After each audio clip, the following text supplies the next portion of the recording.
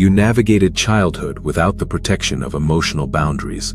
No skin, no shield, no buffer between your sensitive core and the turbulence of the world. Carl Jung observed that children thrust into this survival state don't merely endure. They cultivate a terrifyingly sharp suite of psychological abilities. These skills hold the dual potential to be either their salvation or their ultimate ruin. And what he discovered about this process is deeply unsettling. Jung labeled them the unprotected. This designation didn't necessarily refer to conventional abuse, but rather the heavy psychic burden placed upon them. They were compelled to absorb the unlived lives of their caregivers, the quiet fury their parents suppressed, the communal unspoken shame of the family unit, the crushing emotional density of an entire household, all deposited onto shoulders far too small for the task. You ceased to be merely a child.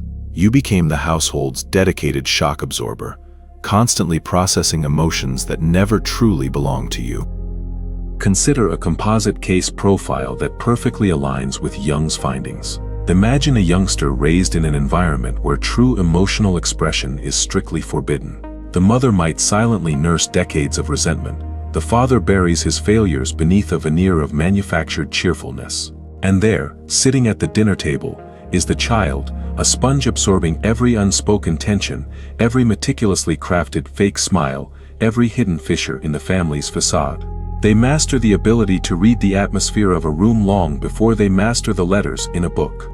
They become fluent in a critical, nuanced language that no one else acknowledges.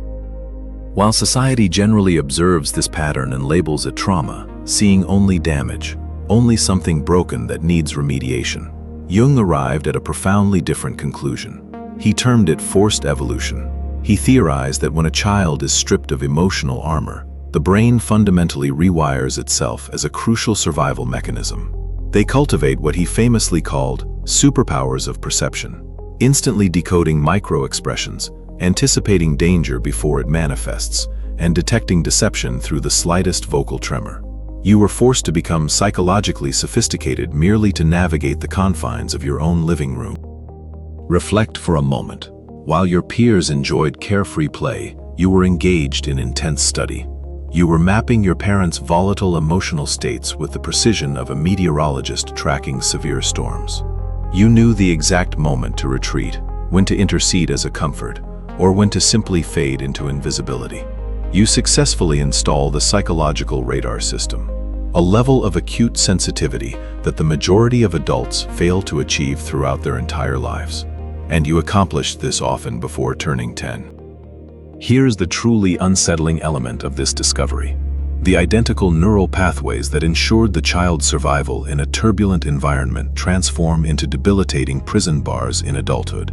Your foundational processing system cannot differentiate between an objectively safe situation and one that merely echoes past threats. Consequently, it maintains continuous scanning. It remains protective. It persistently runs high-alert survival software, even when the immediate need for survival has vanished. You are currently operating a sophisticated threat detection system calibrated for wartime, deployed relentlessly in a period of relative peace. And the sheer energy drain is immense. But the utility of Jung's discovery morphs into genuine danger as these saving mechanisms mature into profound distortions of reality. The very skills that offered protection then now actively sabotage your life. The hypervigilance that once guaranteed safety now guarantees exhaustion. The ability to shift personality, the chameleon reflex, now causes you to lose your authentic self. The emotional scanning that flagged danger now simply overwhelms you with the collective pain of others.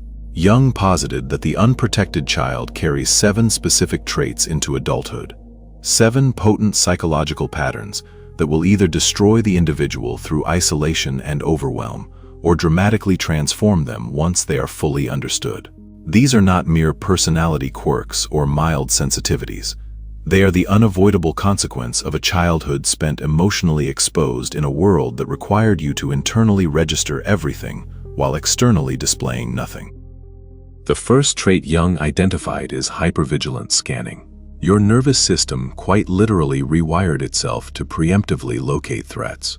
While most individuals enter a room and notice the furniture and lighting, Your immediate focus is a rapid scan of every face, every infinitesimal micro-expression, and every subtle shift in atmospheric tension. You are aware of who is angry before they process it themselves. You possess an undeniable sense for deception, even when the words spoken are flawless. You detect emotional earthquakes while they are still negligible tremors. This is not baseless paranoia. This is your nervous system performing operations at a staggering level of psychological acuity that the majority of people never reach. Neuroscience today validates Jung's initial observation. Emotional neglect during childhood structurally alters the brain.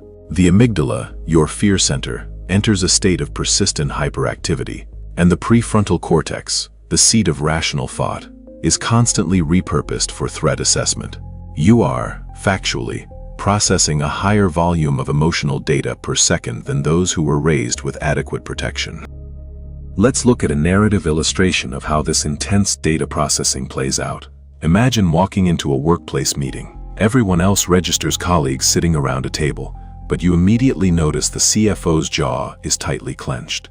The marketing director is smiling, but her shoulders are rigid, signaling concealed stress. Two team members pointedly avoid eye contact. The room feels benign to everyone else, but you are drowning in unspoken conflict that you cannot ignore and that no one else can detect. Within 5 minutes, you have mapped the entire political landscape, a network of conflicts that won't surface for another 3 weeks. But here's the danger. You lack the ability to deactivate this system. You are scanning even when you are definitively safe. You read people even when attempting to relax. You enter a social gathering, and within minutes you know who is fabricating happiness, who is concealing marital distress, and who secretly harbors jealousy toward whom. This torrent of knowledge is utterly exhausting because you can neither unsee it nor unfeel it. You are compelled to carry everyone's emotional truth, regardless of your personal will. The second trait is the chameleon reflex. You instinctively adjust your persona to mirror the needs of the individual in front of you, subtly molding yourself into the form required for safety or approval. When encountering aggressive individuals, you instantly become soothing and calm. Around those who are mournful, you become comforting and resilient. In the presence of narcissists, you function as their perfect, non-threatening reflection. This process is so deeply ingrained that it occurs without conscious command. Empaths are not inherently broken. They are, in fact, alchemists in the making. Jung specifically named this persona identification, when the mask adopted becomes so meticulously convincing that the true face beneath is utterly forgotten. In childhood, this mechanism was essential for survival. If you could meet the emotional demands of an unstable parent, you could mitigate their rage or prevent their abandonment. If you could correctly read what the environment required and seamlessly transform into that, you survived another day. But now you are an adult, and you continue this ceaseless shapeshifting, dissolving yourself into whatever form maintains external equilibrium. We observe this dynamic clearly in individuals who operate as completely different people depending on their company. With their superior, they are competent and assured. With their partner, they are gentle and highly accommodating. With their parents, they revert to the beautiful, needing child. With friends, they are the tireless entertainer. Each version feels genuinely authentic in the moment. Yet if you ask this person who they actually are when entirely alone, they are genuinely unable to articulate an answer. They have been performing for so long that they have lost connection with any authentic core beneath the performances. The danger lies in the complete erasure of your true self. You have worn so many identities for so many different people that you genuinely do not know who you are when you stand alone. You look in the mirror and perceive a stranger. When you attempt to identify your own preferences or desires, your mind draws a blank. You have dedicated so much energy to being everyone else's perfect companion that you have become nobody to yourself. The third trait is shadow absorption. You frequently mistake the repressed anger or profound sadness of others for your own internal state. Jung identified this phenomenon as psychic infection, the tendency of the unprotected empath to internalize the unconscious contents of their immediate environment. You may enter a space feeling perfectly balanced, only to leave inexplicably heavy or depressed. You absorb emotions that are distinctly not yours, yet feel profoundly real within your own physical body. This pattern originated because, as a child, you were required to absorb your caregiver's unlived feelings to sustain family stability. If the mother could not acknowledge her grief, you felt it for her. If the father refused to face his shame, it became your psychological burden. You functioned as the emotional landfill for an entire family's toxic, unexpressed content. And now, as an adult, you continue this labor, unconsciously volunteering to carry other people's psychological waste. Consider a case profile based on the patterns Jung consistently observed. Picture someone who spends an afternoon with a friend who appears perfectly content on the surface. They share laughter, tell jokes, everything seems fine. But by evening, this individual is inexplicably consumed by a sadness they cannot rationalize. They search their own life for causes and find none. What they fail to realize is that they have absorbed their friend's unprocessed grief regarding a recent loss. A grief the friend has not even acknowledged to themselves yet. The empath is processing it first, carrying it on behalf of the person still trapped in denial. The danger is that you start internalizing these absorbed emotions as your own intrinsic truth. You become convinced you are depressed when you are merely holding someone else's unmanaged sadness. You assume you are anxious when you are feeling the collective tension of your workplace. You are drowning in feelings that do not belong to you, and you are unjustly blaming yourself for the inability to manage them. The fourth trait is the savior complex. This manifests as an overwhelming drive to heal broken individuals, rooted in the childhood necessity of stabilizing the parent for self-preservation. If you could somehow make your mother content, the rage subsided. If you could solve your father's distress, the abandonment threat vanished. Your very existence hinged upon your capacity to mend the unmendable.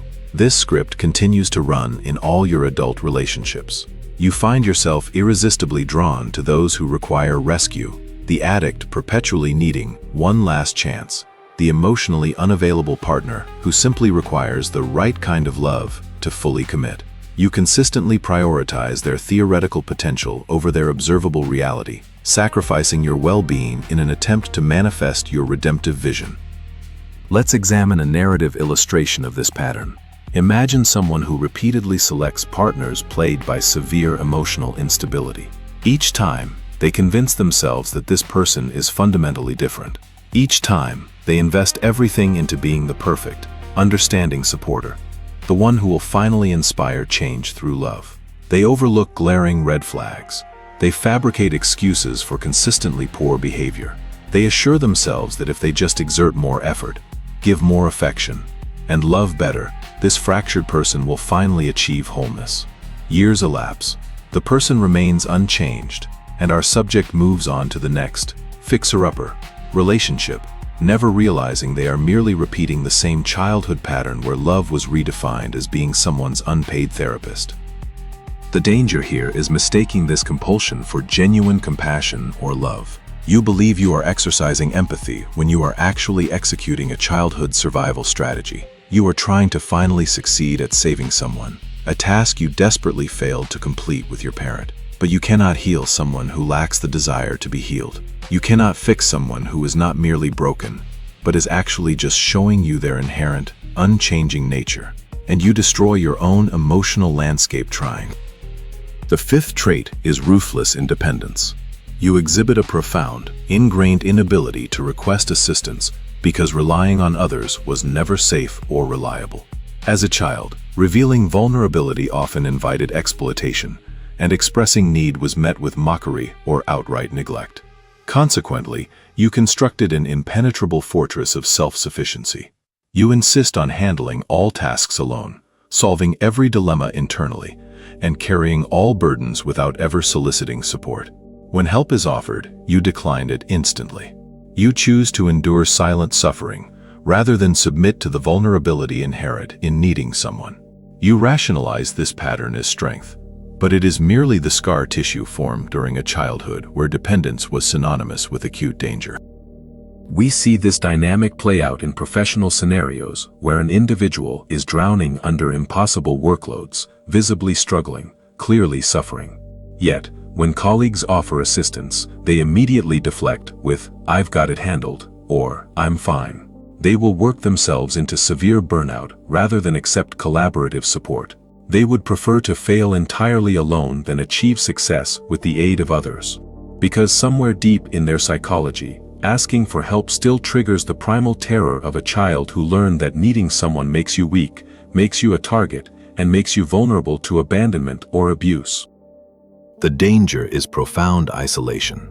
You have constructed walls so thick that even those who genuinely want to support you cannot breach them. You are suffering alone when there is no need to.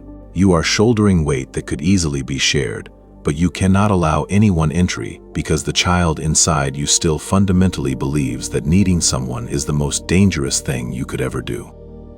The sixth trait is the lie detector. You possess an almost supernatural, unwavering capacity to discern inauthenticity. You instantly perceive the disparity between what people articulate and what they actually intend. You feel the phoniness embedded in forced smiles and recognize the performance quality of calculated kindness. You effortlessly pierce social masks that others accept at face value, and this ability routinely ruins casual relationships because you see too much. While others engage in superficial friendships, you are consumed by the awareness of unspoken agendas and suppressed tensions. Small talk is impossible because you are simultaneously processing a dozen layers of subtext. You cannot ignore a lie, nor can you pretend to miss manipulation disguised as an innocent request. Your perception is so highly differentiated that most human interaction feels like attending a play, where you alone know everyone is following a pre-written script. Consider a composite example based on patterns Jung documented. Picture someone at a social gathering where everyone is enjoying pleasant conversation. Someone mentions a mutual friend and expresses what sounds like genuine concern about them. Everyone else hears worry, but our subject immediately detects the subtle glee beneath the supposed concern, the performative nature of the care, the fact that this person is clearly enjoying discussing someone else's problems while masquerading as sympathetic. Nobody else catches it. Our subject cannot unhear it. They realize that this entire friendship group operates on a foundation of polite backstabbing that everyone agrees to pretend doesn't exist. And suddenly, they are unable to participate in conversations that everyone else finds perfectly normal. The danger is loneliness. Most people cannot tolerate being seen this clearly. They feel profoundly exposed around you, even when you utter nothing. Your very presence makes them uncomfortable, because they sense you are seeing all the parts they are desperately trying to hide. So, they avoid you. They dismiss you as intense or too serious. They consistently choose comfortable illusions over your uncomfortable truth. And you end up alone, not because you are defective, but because you are operating at too high a level of awareness.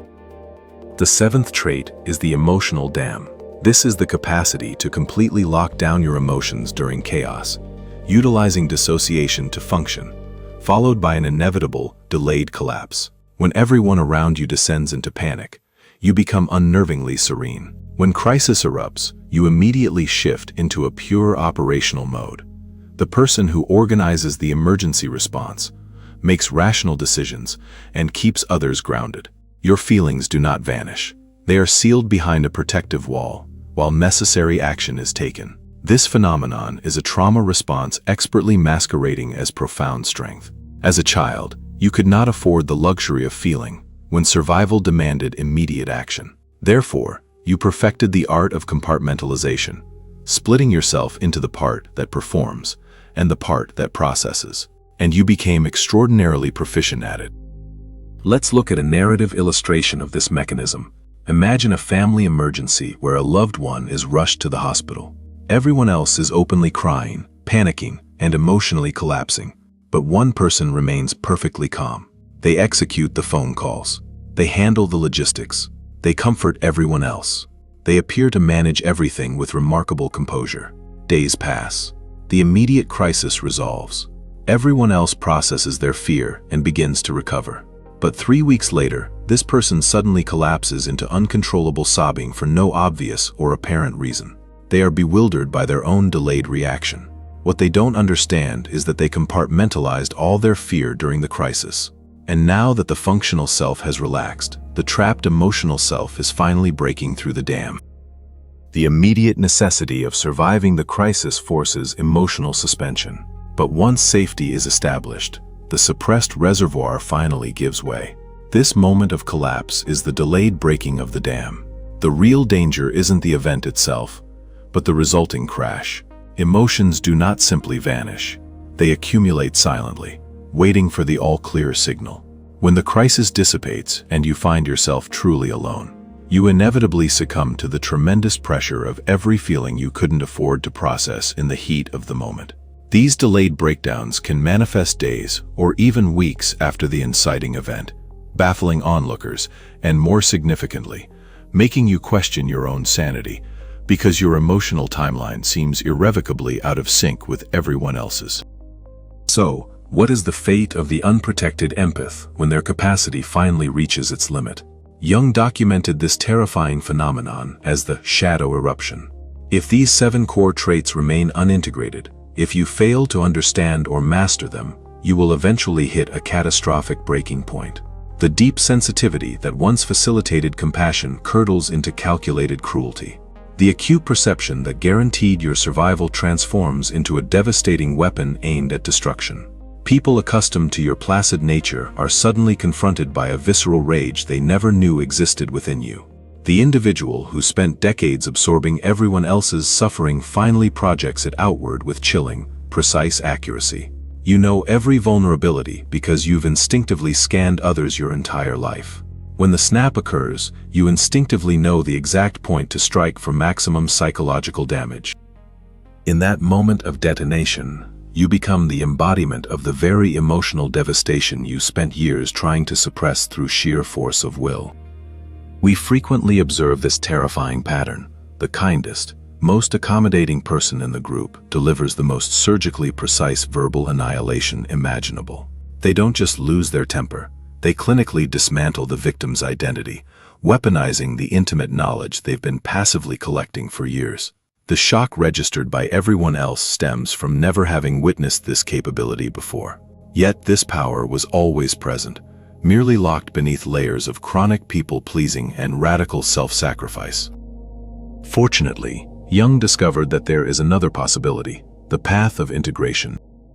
Healing these innate traits is not about eradication, it is about mastery. You transform them by learning conscious control. You refine hypervigilance into strategic intuition. Instead of ceaselessly scanning your environment, you choose when to activate your acute perception and, crucially, when to allow yourself to rest. You convert shadow absorption into conscious empathy. You acquire the ability to feel the texture of others' emotions without internally accepting them as your own. You recognize when you are carrying someone else's emotional burden, and you deliberately choose to set it down. You evolve the chameleon reflex into conscious adaptation. You retain the ability to instinctively read the demands of any room, but you determine whether to meet those demands based on your core values, moving beyond automatic survival mechanisms. You shift the savior complex into healthy boundaries.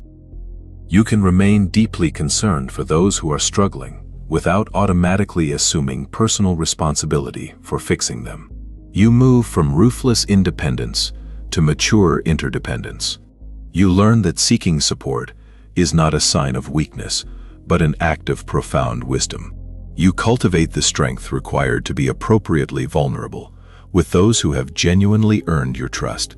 You transform the internal lie detector into powerful discernment. You still perceive inauthenticity instantly, but you no longer allow that perception to exhaust you.